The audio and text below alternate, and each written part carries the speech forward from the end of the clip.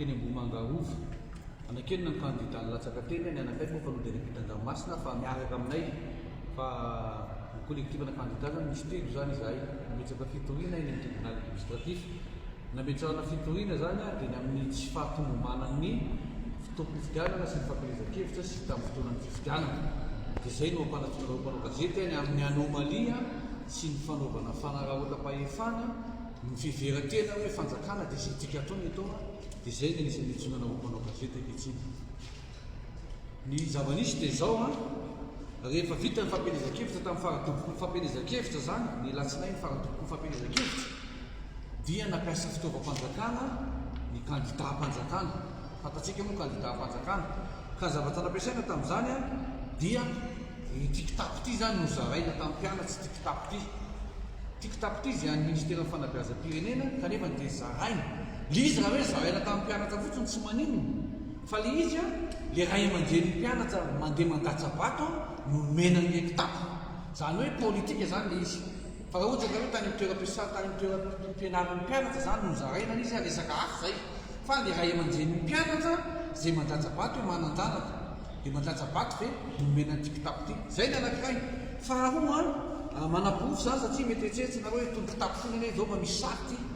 Ity zany ny sary zay candidat mihitsy zao candidat teny Ambomanga io mampiseho ny kitapo dia mameno ny kitapo amin'ny mpianatra. Zay ny anankiray. Ny anankiray faharoa le candidat mihitsy no miteny eto dia mitazona an'le kitapo. Io toerana io teny amin'ilay toerana anankiray hoe avarakady teny Ambomanga zany. Io toerana ity zao le vahoaka zay miaino. Dia io zao le candidat io mitana an'le kitapo zany dia mampiseho an'le kitapo. Ary farany tsy izay ihany fa ny mbola aloha zany ao amin'ny article 220 dia milaza fa tsy azo atao mampiasa fananam-panjakana, fitaovam-panjakana, olo-panjakana. Eto indray tena olo-panjakana satria sefy zapona Ambohidrabiby zao ty eo akaiky candidat dia sefy zapona Ambomanga ty eo akaiky candidat zay mikabary ka miteny mihitsy hoe ny candidat-panjakana toanana.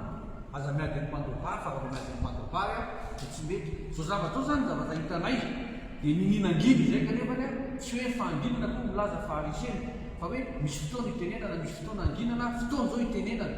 Dia miteny zay io raha zao dia efa nalefanay any amin'ny tribunal administratif.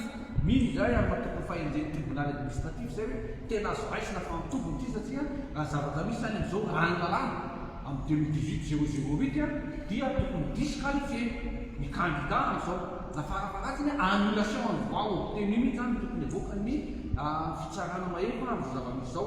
Ty le kitapo dia eo ny sarina candidat miaraka amin'ny olo-mpanjakana izay anisan'ny mampalahelo tamin'ny zavatra ity. Jury eo ihany fa ny pré-campagne akoatsan'ny tenenako ity pré-campagne tonga dia natsona dolo lehibe ampitasiny lefitsy ny fokotany dia nety izao candidat zao nakany masoka dia mivikisakanina nentina nitsangatsangana nakarivotra midika zany fa hanomana sahady misy kolikoly avoleta misy fanodonana safidim-bahoaka ao anatin'izay satria hoe ao anatin'ny fotoanan'ny pré-campagne hoe efa candidat ianao dia le olona rehetrarehetra lehibe ampokotany zay kirakira ny taratasy fifidianana sy ny vote hoentinao makandisan'ny mazina mandritry ny herinandro dia nomena hanina jerena hotely fikisakana tany amin'ny toerana misy anazy. Zay zany anisan'ny anankiray koa zany teny marina amin'izao zavatra ary tena fandikan-dalàna voalohany boka nametraka ny dépôt de candidature zao candidat zao dia efa tsy nekeny tany amin'ny senina no veky fa hoe zay mahazo certificat date d'enregistrement zany zay candidat.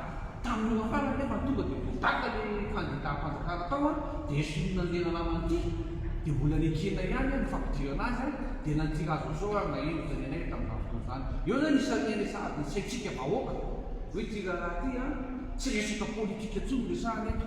Zay mahatonga anay collectif-na candidat za candidat mariteny ato candidat tiny mbola misy candidat hafa namanay fa fotoana tsy afaka dia tsy tonga teto hoe tsy resaka politika tsony ty hoe resaka ty mana resaka vina resaka iadena inona fa hoe le fiadina ny fahalovana mihitsy hoe tsy manara-dalàna zavatra atao.